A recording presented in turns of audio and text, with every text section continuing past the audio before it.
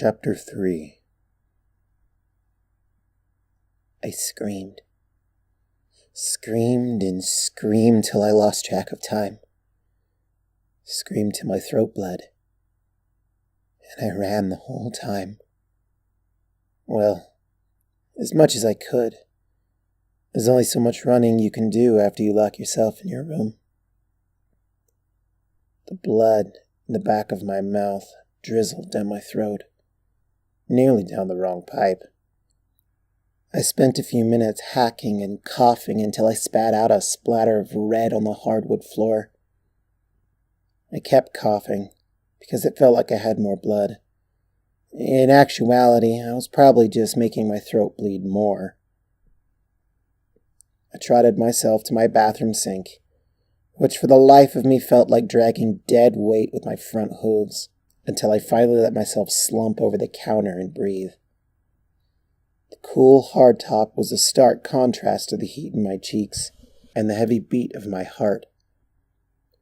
I could almost hear it reverberate in the fixtures and echo through the pipes. It wouldn't have surprised me. Nothing in that point would or could, I don't think, simply for the fact that I wouldn't have been able to focus on it long enough to be surprised. I spat out a little more blood and passed out. I was mildly aware of the presence of someone else in the room as my consciousness faded. Waking up from passing out is rather different than waking up in the morning. After you sleep, if you're anything like me, you simply wake up. There's no transition. It's just a switch going off in your head. Nothing special. Returning to consciousness from fainting, however, is a slow, almost arduous process. Your mind tries to protect itself, to keep you unconscious and safe from whatever external stimuli that induced your lapse of consciousness. It's more like a struggle to make yourself aware of everything around you. Light fades in and out, and sound comes in snippets as your ability to process it sways back and forth. She okay? Who was she screaming about? Found her on the floor? Really? My perception of the room seemed to come in a jumbled mess, like being shown one piece of a jigsaw puzzle at a time. I saw a lamp, something familiar that was pink, a hoof, some bright light, and finally, when I could see more than 3 inches of space surrounded by blur, I focused on the rather confused face of Daisy. Fortunately or no, my ability to process noise also seemed to return in full. What the hell were you doing? You ran right past me screaming like you, said a familiar and snarky voice behind me.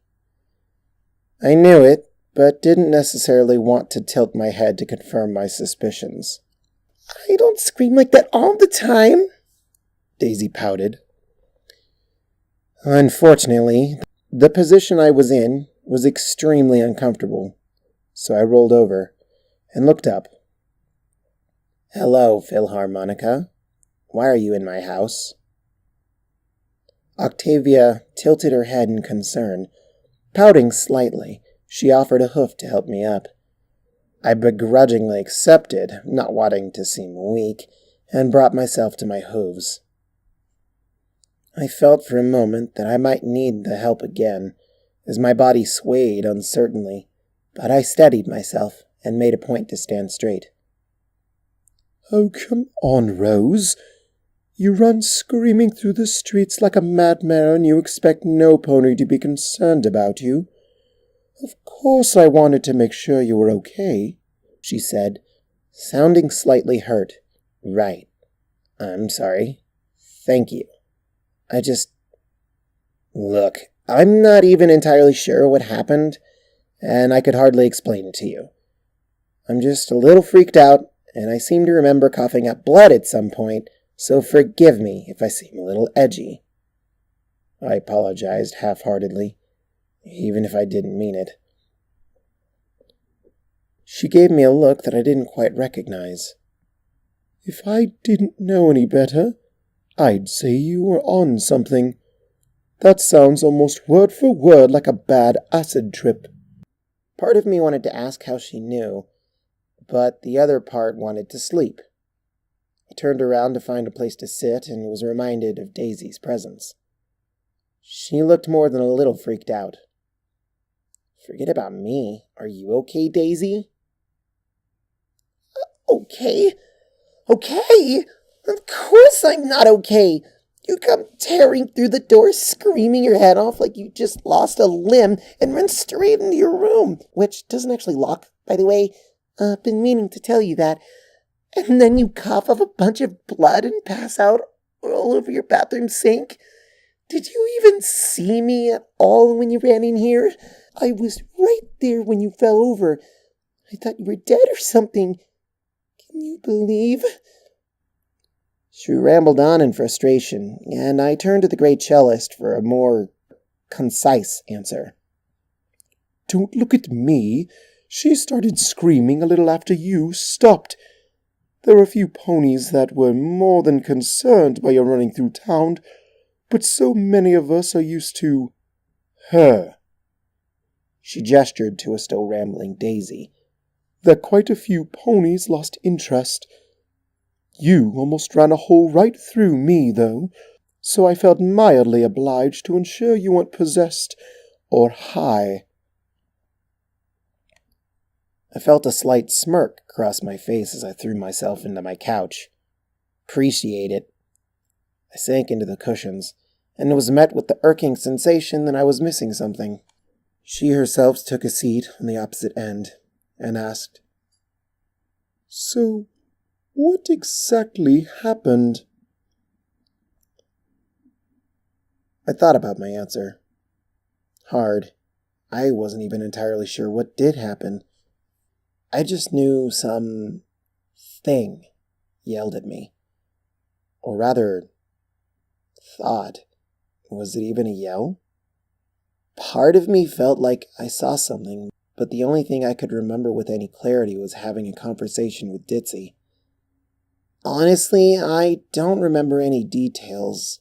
I was talking to Ditzy, and something happened. I don't know what.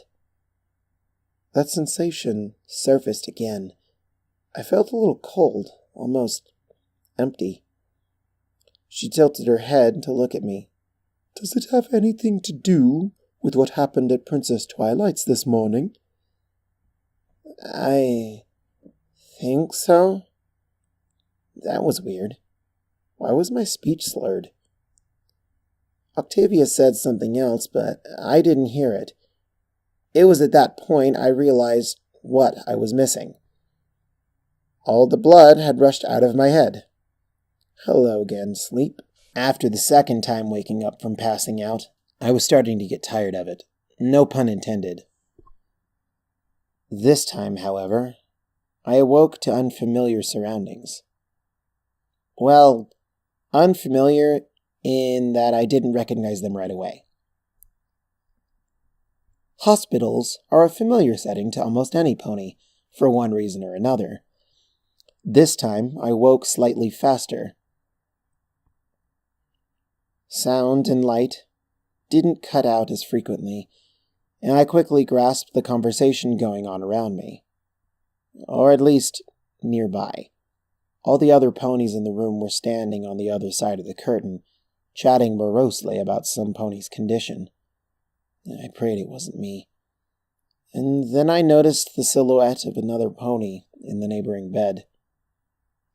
A couple of doctors spoke in low tones, but I caught phrases like psychosis and self-harm. Celestia knows why they put me in the room next to him. I laid back down and was getting ready to fall back asleep when the doctors on the other side of the curtain turned and started to move towards me. My first impression was that they wanted to speak to me. My second impression was that there was something very wrong. It took me a moment to realize what it was. I could tell that there were two of them. They turned to each other and made quiet comments as they walked. Maybe it was the slow, deliberate pace with which they approached me? Or was it the fact that they didn't seem to be getting closer? My second idea quickly dispelled by one of them reaching for the edge of the curtain, ready to draw it back. It was then that I realized what was wrong with them. Their shadows. Their voices. There was only one set of hooves between the two. I shrank back into my bed, as far as I could, trying to pull the covers over me. But Celestia be damned hospital corners. The sheets wouldn't give. After I heard the curtain rustle slightly, I froze and turned my head slowly to watch the fabric draw back on the metal bar holding it up. It was an agonizingly slow process. I stared at their wrong hooves, their wrong heads, talking to each other, the hoof reaching for the curtain even as all four of their hooves stayed in place on the ground. Then, with a snap, the curtain drew back, revealing an absolutely ordinary doctor. I almost jumped out of bed. Whether to hug him or dive for the window, I wasn't quite sure. He cut right to the chase, seemingly ignorant of my distressed state. "Well, Miss Roseluck, you seem to be a little worse for wear, but nothing awful. There was some slight bleeding in the back of your throat, which we patched. You may not have noticed it yet, but you're going to experience some itching and scratching sensations back there. Usually we don't see these kind of throat injuries outside of metal singers." "Metal?" I whispered, thinking that might be safer. It wasn't. Hurt like hell. "Oh, yes. You're going to want to drink plenty of lemon juice. In small doses, of course, and lots of water. I also strongly advise against whispering, as you've just experienced. All of the damage is to your vocal cords, and whispering constricts them. It's like squeezing a paper cut. Try to stick to your normal speaking voice. Nothing more, nothing less," he explained.